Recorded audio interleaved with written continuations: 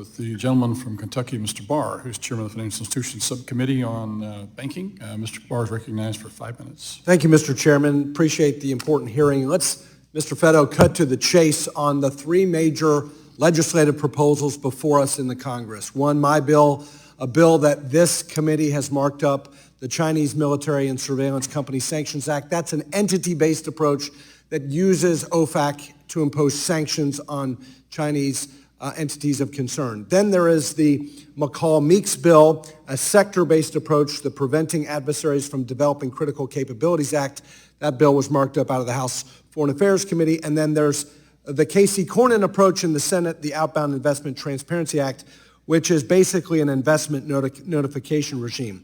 Mr. Fetto, which of these three approaches would hit Chinese military and intelligence companies or the CMIC entities harder?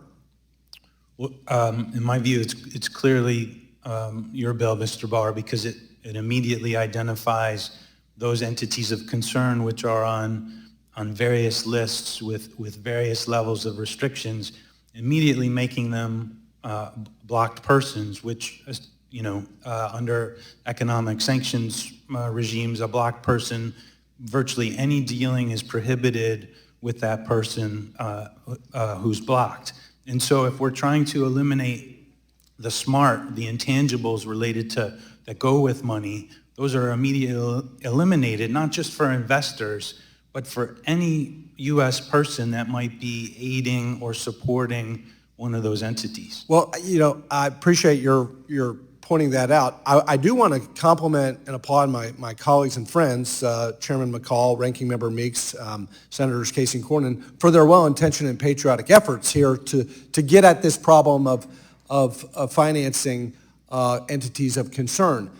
But Mr. Fetto, the argument in favor of this sector-based outbound investment regime is that it's forward-looking as opposed to backward-looking. That's the criticism of my bill, principally, that an entity-based sanctions approach would be under-inclusive, perhaps, and would fail to get at these venture-stage Chinese entities of concern. What is wrong with that analysis, in your view? Well, I personally think that, there are a couple of things that are wrong. One is, if we've already identified entities of concern that are affiliated with civil-military fusion, then we ought to attack that problem right away. That's sort of an 80-20 attack of a problem. Furthermore, as I referenced in my opening statement, we're in the midst of a tech-industrial revolution that's moving so fast. Even a sector approach is going to be chasing its tail to some extent and reactive as well, because the technology ostensibly that we want to control is constantly moving forward and changing, and so we'll be chasing that as well. Do these non-sanctions approaches, these sector-based approaches, do they have multilateral effect in the same way that a sanctions approach does? Well, certainly not. I don't think so. I mean, especially not with a blocking, an SDN listing, because that is the most powerful type of sanction we have. But even with a more tailored prohibition, the U.S. financial system becomes off limits for dealing with those named entities. It's immediate. Yeah, I think that's an important point, is that the executive order and these other approaches, Casey Cornyn, McCall, Meeks, they're only restrictions on U.S. investment. And these Chinese entities of concern can get subsidies from the central government of China. They can get money is fungible. They can get non-U.S. investment funds. And it's the know-how that they want. Mr. Ashu, you made the important point that we should leverage existing authorities, and you point out the need for specific, clear, targeted, and well-defined action against these entities of concern in China. Does a sector-based approach place the enforcement responsibility on the private sector or the government?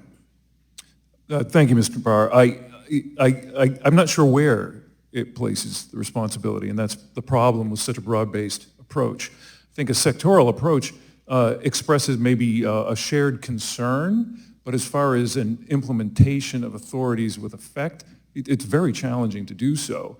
And I congratulate you on your approach because it does the tests that I laid out in my testimony about using existing authorities, being multilateral, addressing the gaps, your bill marks all three. Well, clarity and targeted and defined is very, very important, and a sanctions approach does that. It's red light, green light. There's no ambiguous yellow light, and that's what I'm concerned about, a sector-based approach, a big yellow light and a lot of confusion by the private sector whether the investment is okay or impermissible. Without a yield.